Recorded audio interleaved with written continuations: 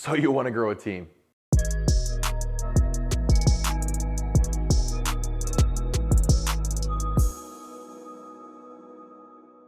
Hey guys, I'm Zach Sykes at Homestead & Co. And we talk to new agents all the time, and the common theme we're hearing over and over and over again the last several years is, well, I want to have a team someday, or I want to grow a team, or do you guys allow teams or stuff like that. I wanted to kind of pull back the curtain on what some of that really means. You know, I'm in a unique position as a managing broker in our metro. I've had a team, run a team, and our team has transitioned into a full brokerage. I have got lots of friends across the country that have teams, and I've actually coached a lot of those teams across the country through some of our CRM platforms. And so I've seen behind the back end of a ton of teams across the country, some of those super successful, ones that are completely failing and dysfunctional. So I wanted to share some things with you guys that are really important about do's and don'ts. So when you're thinking about starting a team, right? Who should do it, who shouldn't, what the basic idea is, that sort of thing. So the first question I have for when you're thinking about starting a team is I really want you to ask yourself, why? Why am I thinking about starting a team? Is it about me? Because it's all about me and I want to do better? Or is it about the other folks? The reason I ask that is if we're all personally focused or focused on on ourselves, then we're probably not cut out to be a team leader. Why? Because a leader has to care about their people first, right? So you have to truly want other folks to grow and develop other folks around you if you want to grow a team. So if that's not you, don't do it. It's not for you. Stay in production and just get super efficient in that role. The next biggest mistake I see a lot of agents make when they try to grow their team is they hire other agents first. Or what's saying, you know, I'm tired of showing all these buyers. I really just want to work listings, so I'm gonna hire a buyer's agent or two, and they're gonna do all my buyers for me. And every time we see it, it fails. Why? So what ends up happening is the team leader spends too much time trying to develop a younger agent and pulls away from their own production.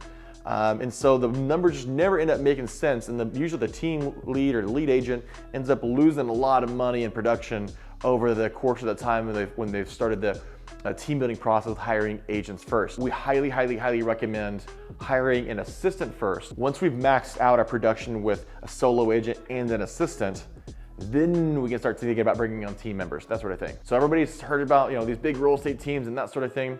But how did they really start? I wanted to share with you how they really started and came along. The natural organic growth track for a team, right? So the truly successful teams we've seen across the country didn't start out with this vision of, I want to have a great team in mind. The ones that are truly successful and the ones that work the best grew organically. Here's what I mean by that. I mean, you had a solo agent, a brand new real estate agent that was working hard, and they had a good year. Next, they had a little better year the next year, and all of a sudden they got so busy they couldn't quite get to all of their tasks in a day. So they start thinking, hey, I've got a million things to do today. Who can I hire to help me with certain things? So they hired an assistant to help them manage their business, right? So the assistant may take care of the paperwork and getting listing agreements put in, all the compliance with the files and inputting listings in MLS and helping with paperwork and that sort of thing, which allowed the lead agent to go do what they did best and sell and convert and meet folks and turn those folks into clients and do all those warm fuzzy things that really generates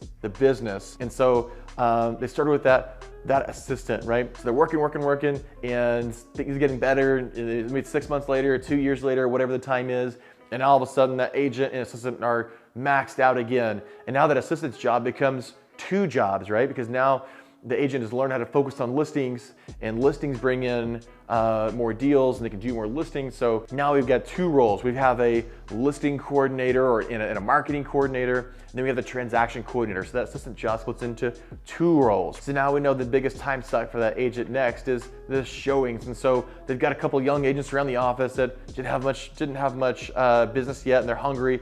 And so this agent offers, hey, if you go show some buyers for me, it's my leftover extra buyers that I can't get to, maybe I've double booked myself a couple days, you go work them, I'll split the deal with you.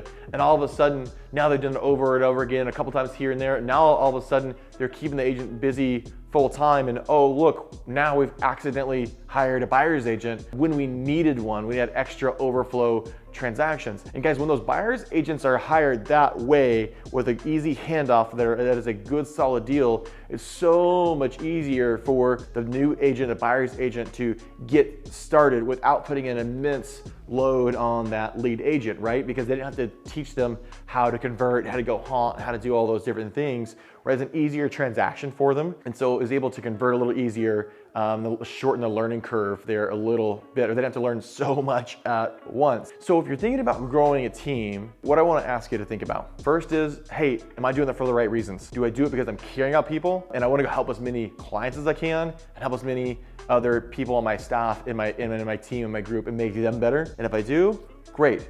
If I don't, if I just want to keep my personal production high and me go out and sling deals, then cool, maybe it's not for you. But if I do, don't shortcut the process. Get the administrative tasks covered first.